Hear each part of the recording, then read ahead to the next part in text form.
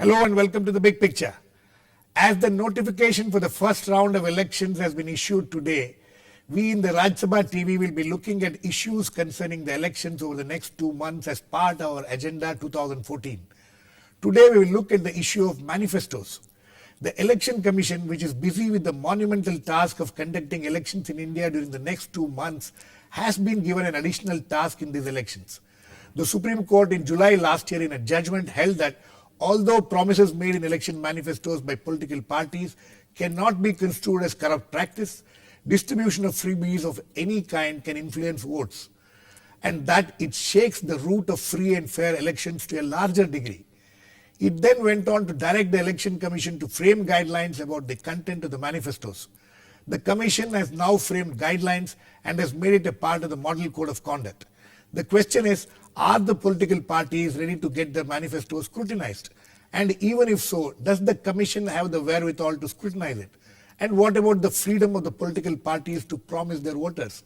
We will discuss all this today with Salman, Congress spokesperson, Aman, Sinha, BJP spokesperson, Pawan, Verma, member of the Janata U, KJ Rao, former secretary and advisor to the Election Commission of India, and Vinod, Sharma, political editor, Hindustan Times. Welcome to all of you. Mr. Rao, I would like to come to you first. Please. Do you think that including this directive of the Supreme Court in the Model Code of Conduct is a viable thing? Do you think the Election Commission of India has the wherewithal to indulge in this kind of a scrutiny if it comes to that?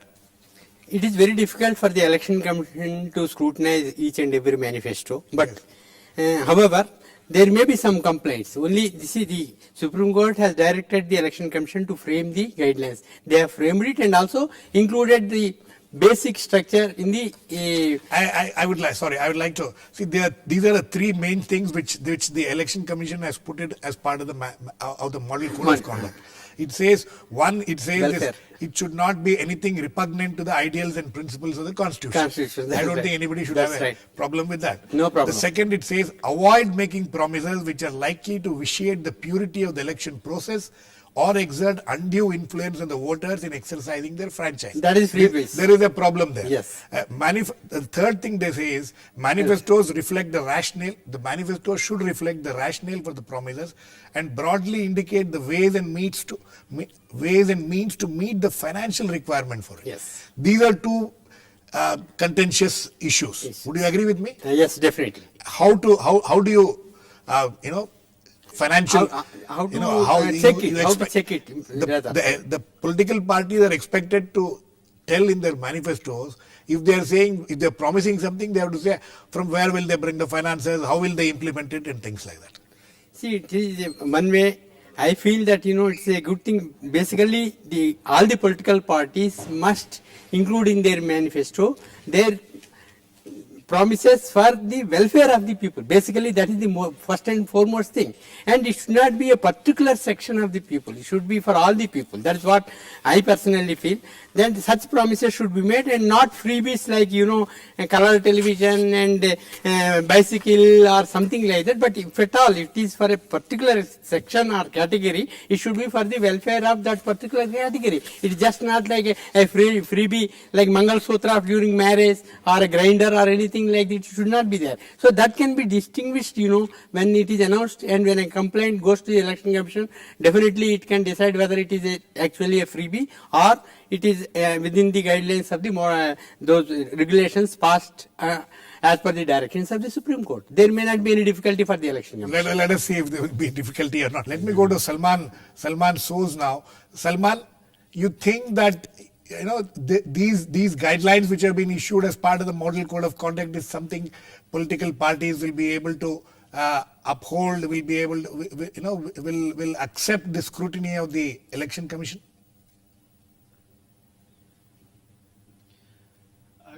First, we respect the Election Commission, and the guidelines that have been issued, we have to review them carefully. But there are some fundamental problems, as your first speaker also mentioned. If you take the manifesto of the Congress Party, which is not out yet, which is still in formation. Our manifesto has been we've consulted people on what should go in the manifesto. So we've actually tried to have interactions with different groups of society, and try to figure out what is it that people would actually want from the next government, where the Congress be asked to serve. And so what will go into our manifesto is what actually people think is in the best interest of the people.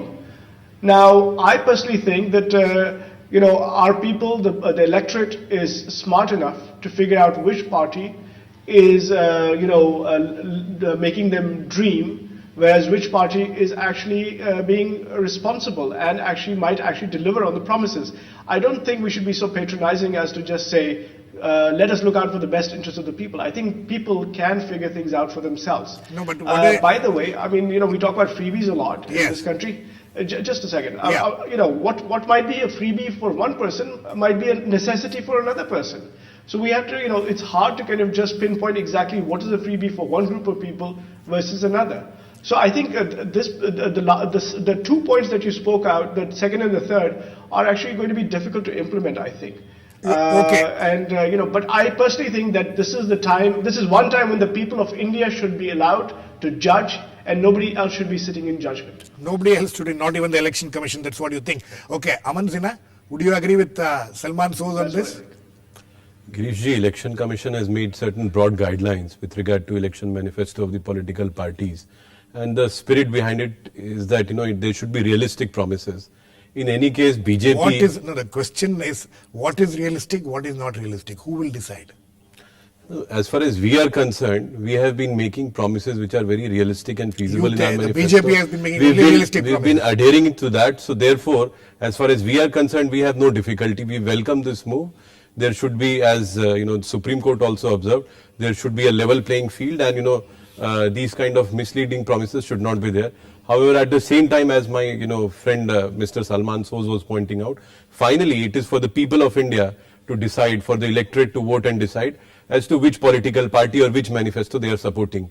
At the same time, Girish, my friend Salman Soz was saying that he respects Election Commission, but his namesake and Foreign Minister of India, Mr. Salman Khurshid, he goes to London, delivers a lecture, and starts denigrating, Election Commission of India and Supreme Court of India. So this kind of double speak is not desirable. Okay, I mean, you made your point. I'm sure Salman would like to reply later. Let me come to Pawan Verma. Pawan Verma, you're a newcomer to politics, but I'm sure you have been observing these kind of things, these kind of sops and freebies which are being given by various political parties. I think your party in Bihar also has given some freebies to people. The question is that earlier, these promises of the political parties in their manifesto used to be for providing public goods and infrastructure. But now it's increasingly becoming very personal, personalized in terms of giving bicycles to girls or, television sets, grinders. These are all very personalized things. Do you think that the Supreme Court's concern about this is valid? Now let me answer you by making 2 or 3 points. Yes.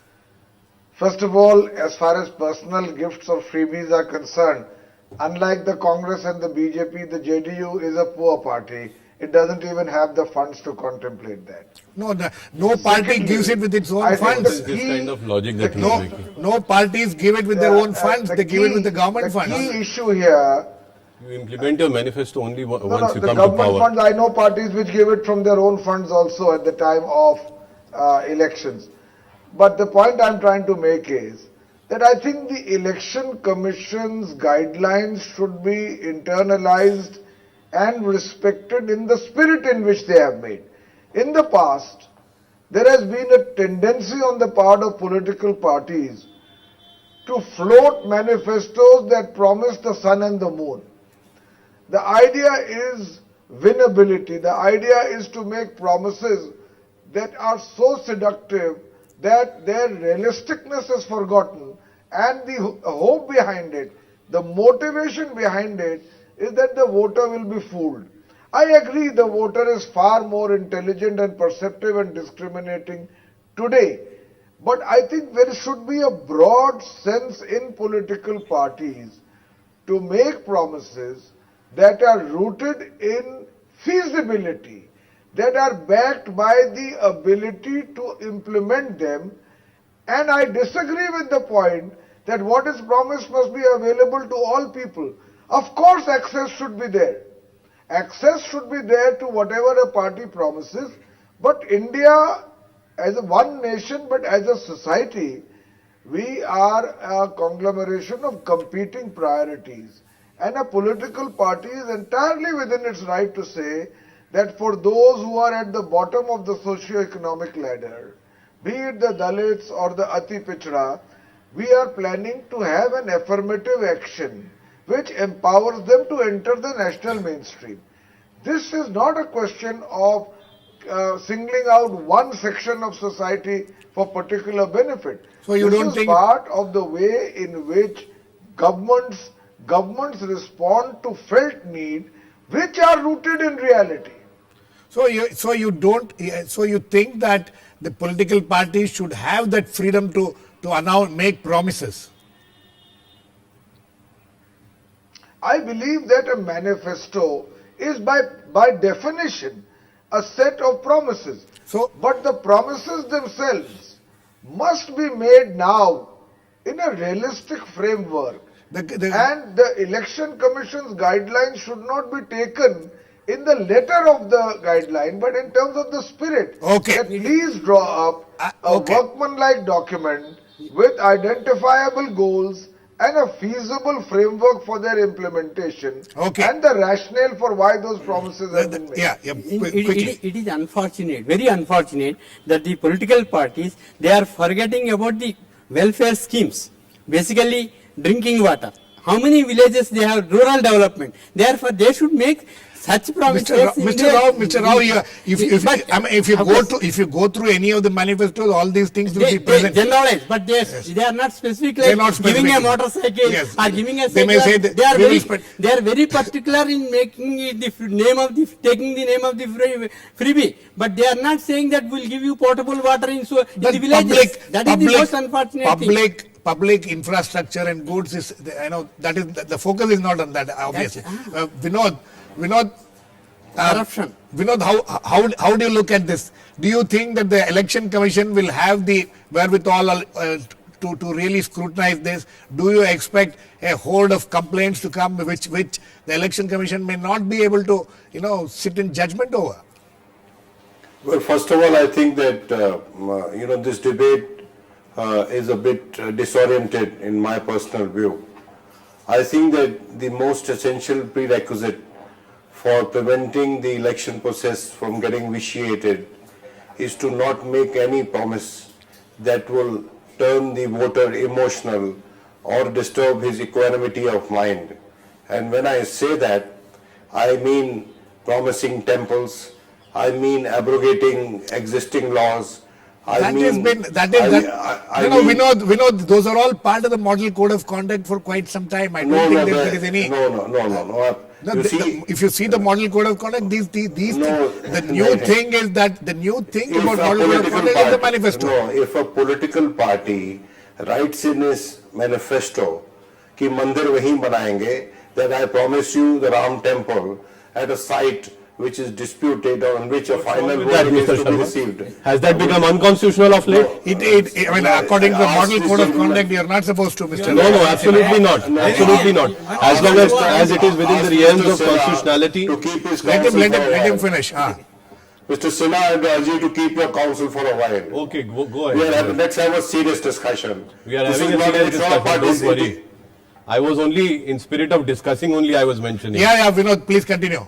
Interruption is not the spirit of discussion. Let's not turn it into parliament, I think that, I just gave certain examples.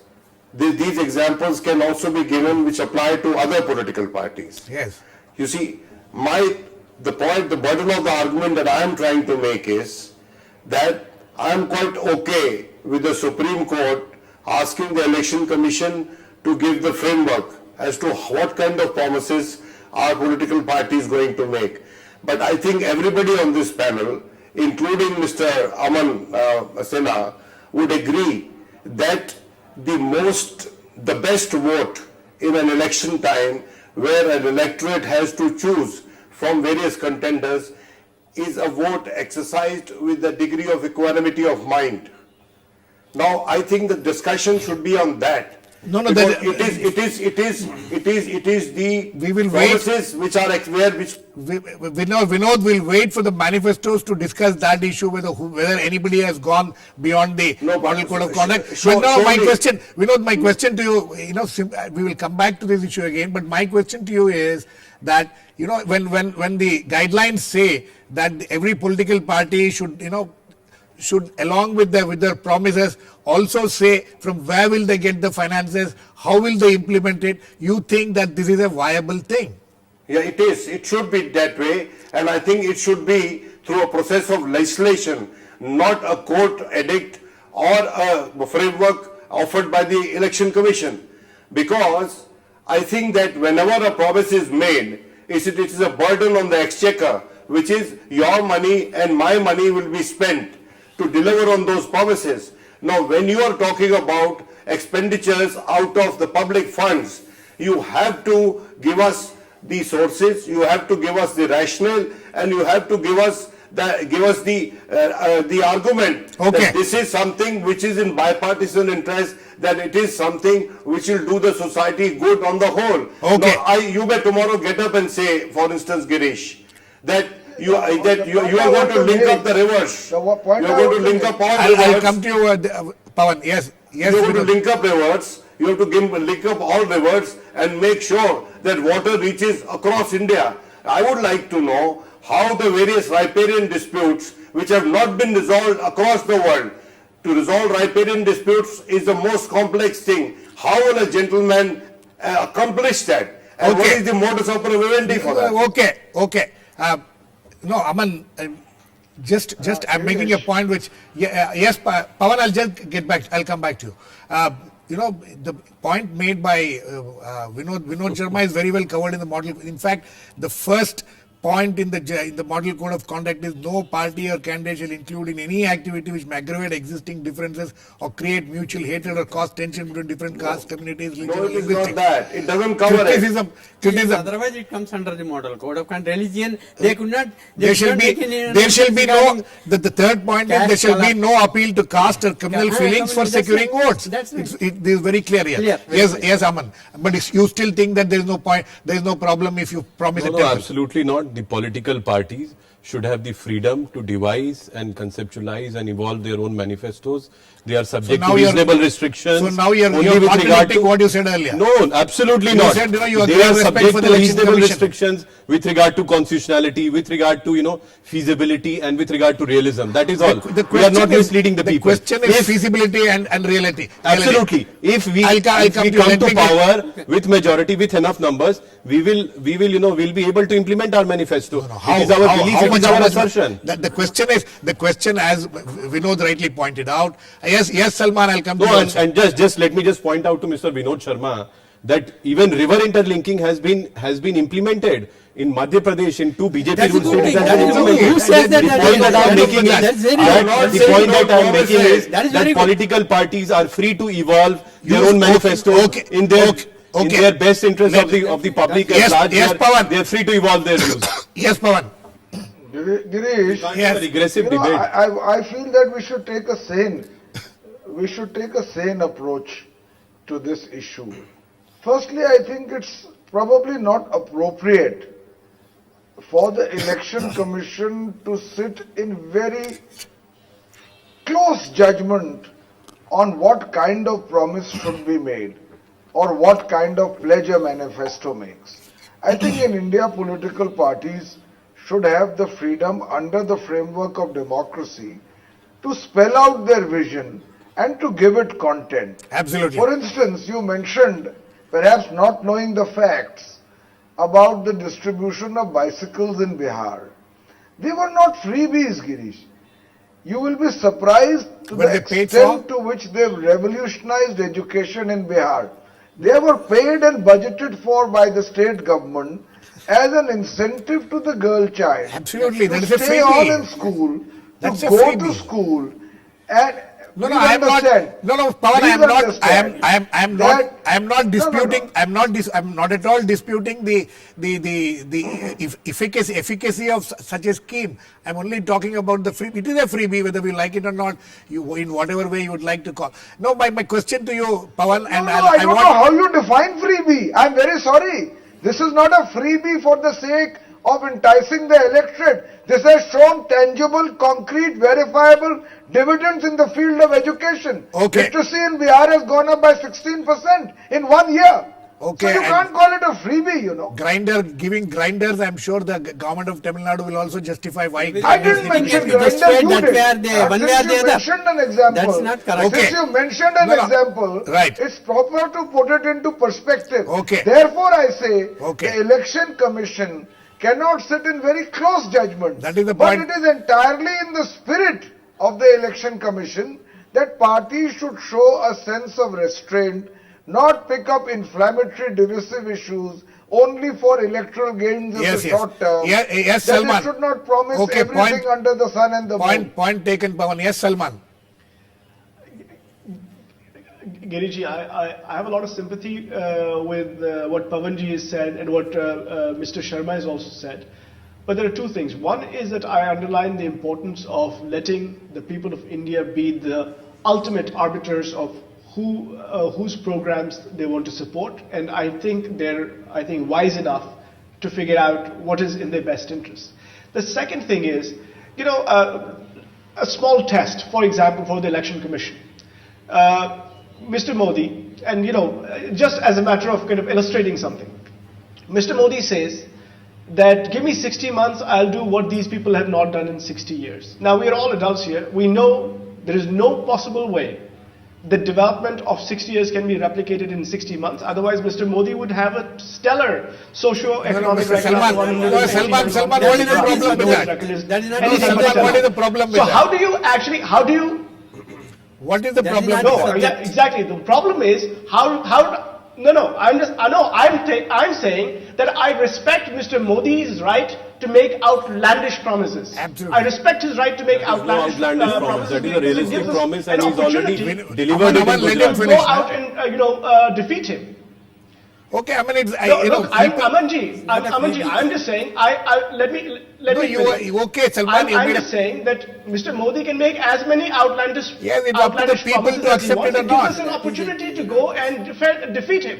Yeah, it's up to the people to accept it or not. Yes, Mr. Rao. Mr. Rao, the question is, now Yes, my it is up major to the question, people. my question is, which I want all of you what to, is the point that you are all making, others Salman? also to answer. When, a promise is made by a political party. Now the question is that they will come and tell you that we will implement this promise. We will have to spend some 300 crores of rupees on this project. Does the election commission have the wherewithal to assess that okay, this is something which can be done within 300 crores or cannot be done in 300 crores? No, see, the election commission definitely can come to a conclusion after the freebie is announced. Suppose somebody announces that they will give a color television or a grinder or anything, definitely they can come to a conclusion. Whether it is a freebie or not, definitely they can come to the conclusion. And one thing I would like the political parties who are the pillars of our democracy, why should they go in for such freebies which attract only a small section of the people? Why they can do it? No, You see, okay, when your they point, win, they can do your it. point is well taken. Yeah. Yes, Aman Sinha, please answer that point. Which one? The No, one we which have, I we have making. been only Why making should you realistic put- promises. What realistic promises Every tell us? political party has made these free buy offers. They have already in every state. In the states ruled by BJP, the states ruled by Congress, JDU. Take any political party, they have been distributing personal sops. No personal sobs. These are all social welfare measures. How can you say And- grinder? and the What political is party- achieved? What is I'm not achieved? defending grinder. Grinder has not been That's distributed what I said. by By me. BJP. No, The point but that I'm they making are is- freebies. you have distributed Tamil cycles. Nadu, Allow Tamil me to Nadu. complete, sir. Yes. Please. Let the Tamil Nadu people respond to it. Yes. The point that I'm making is that political parties should have freedom and autonomy to devise and evolve their own manifestos, and whatever they think is in the best interest of people, they So should be having freedom to devise that. So That is you're- only subject to reasonable restrictions with regard to constitutionality, you think with that this regard is- to you feasibility think and that- realism of the You of think the this is a reasonable promise which has restriction? been You made think that in the manifesto. model code of conduct, this which has been included in the model code is a reasonable restriction or not? Very See, reasonable. the provisions with regard to election manifesto, they have been incorporated in the model code Model of code, conduct. yes. Are there reasonable is, restrictions? yes, at this point in time, they are reasonable restrictions, but it Okay. depends how election commission starts interpreting it on ground. Yes, Salman.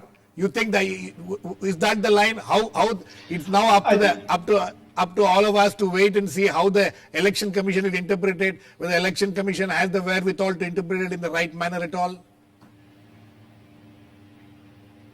Look, I mean, I think there's going to be a lot of subjectivity involved. I think there are going to be lots of complaints from different groups, and then we'll see how the election commission decides on different issues.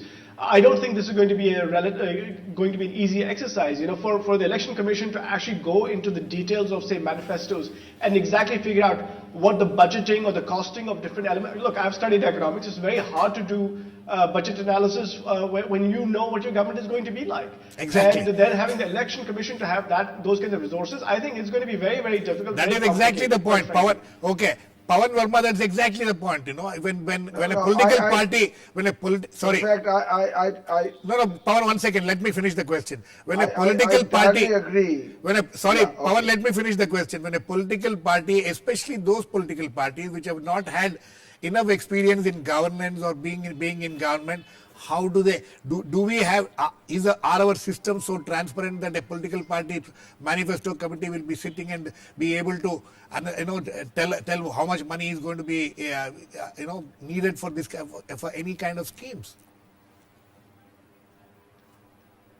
I think let me answer. There are 3 points that come out of this, Girish. The first is that the election commission guidelines are in the nature of a guideline. It's a kind of restraint parties should volitionally apply to themselves when they are drafting out their promises for the people. Secondly, I believe that I agree with Salman that the people are the best judge, and ultimately people exercise their vote only when they believe that what has been promised is feasible or realizable. This is not the first election in India. You see, Okay. the third point I want to make to you is that there could be some outlandish examples, like a party saying, in a state where there are 40% people below the poverty line, that I will give to each of them not only a house but a car. Then the election commission is, I think, entitled to ask, what kind of promise is this? Okay, Vinod, quickly, last words to It's you. meant to be a guideline. Vinod, quickly, last words to you. No, I These think guidelines, do you think will be able to be applicable and effective? Well, these guidelines have been framed on the instructions of a court, which itself has been shouting from the rooftops for years that they should be given more infrastructure to clear the backlog of cases. I think that the court should have taken the opinion of the Election Commission first as to whether they have the infrastructure and the ability and the expertise to go into it. But I think I'd like to draw a distinction between catering to the commodity fetish of the voter and providing a facilitator, as Pawan was saying, by way of a bicycle to a girl child, or by way of a promise of some money by the government when a girl child is getting married. Because in this country, you have had problems of girl children being killed before they are born. Okay. So I think that there has to be a distinction made between catering to commodity fetish and providing an instrumentality for change, whether it is costing the exchequer something that should be into consideration. Okay, I think on that note we need to completely run out of time. But as the manifestos of the political parties come out, we will have another look at what in them is something which will come under these guidelines which have been given by the Election Commission of India. Till then we will wait. But thanks to all my guests, Mr. K.J. Rao, Aman Sinha, Vinod Sharma, Pawan Verma and Salman Sos. Please keep watching. We'll come back with another issue on Big Picture same time tomorrow.